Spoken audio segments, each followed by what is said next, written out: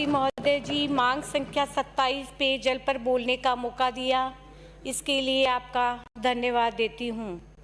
मैं सदन के माध्यम से माननीय अध्यक्ष, माननीय सभापति महोदय का ध्यान मेरी विधानसभा क्षेत्र शेरगढ़ की पेयजल संबंधी निम्न समस्याओं की ओर दिलाना चाहती हूँ।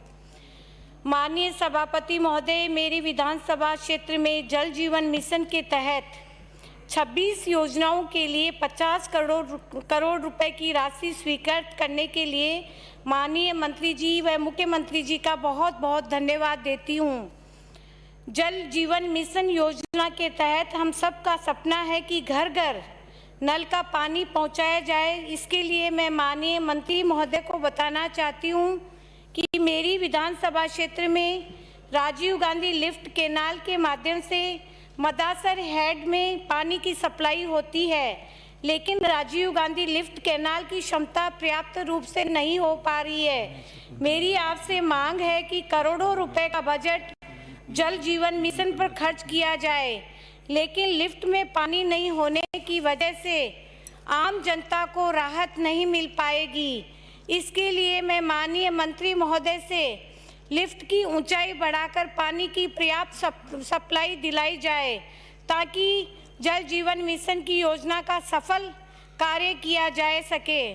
माननीय सभापति महोदय, राजीव गांधी लिफ्ट कैनाल के मदासर हेड से पानी की आपूर्ति शेरगढ़ विधानसभा क्षेत्र में बढ़ाई जाए।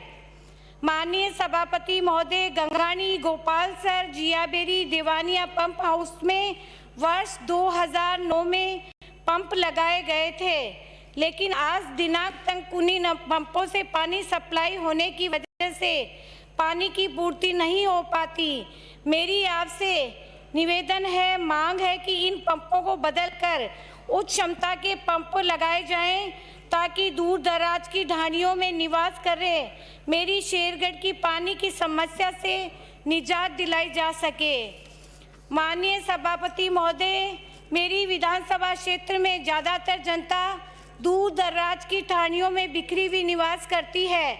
ऐसे में मेरे विधानसभा क्षेत्र में फिर हैंडपंप व नलकूपों की जगह से नवीन हैंडपंप व नलकूप खुदवाए जाएं, क्योंकि गर्मी के दिनों में राजीव गांधी लिफ्ट कैनाल का 17 दिन का क्लोजर रहता है। ऐसे में दूर दराज की ढाणियों में निवास कर रही जनता के पास पानी का एकमात्र स्रोत हैंडपंप ही है।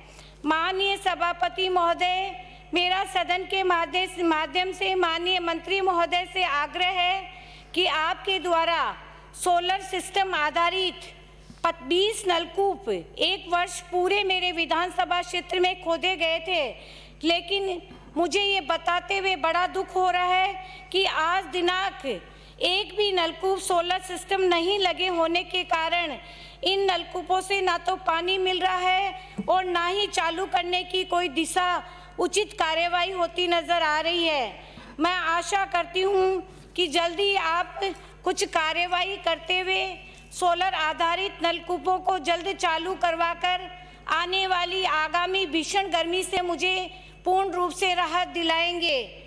माननीय सभापति महोदय, ये वर्ष 1994 में जनता जल योजना आरंभ की गई थी, जिसके अंतर्गत आज तक मेरे विधानसभा क्षेत्र की बालेसर पंचायत समिति में 141 तथा शेखाला पंचायत समिति में 207 तथा शेरगढ़ पंचायत समिति में 153 ट्यूबवेल खोदे गए थे, जिनका अप्रैल 2011 तक रखरखाव पीएचडी विभाग के पास था।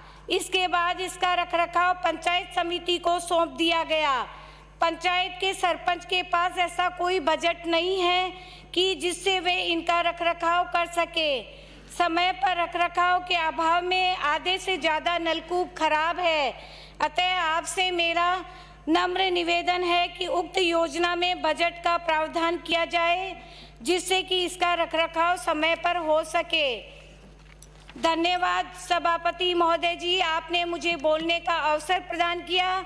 मैं आशा करती हूं कि मेरे द्वारा उठाई गई मांगों पर पूर्ण रूप से कार्यवाही होगी। धन्यवाद। माननीय श्री रूपा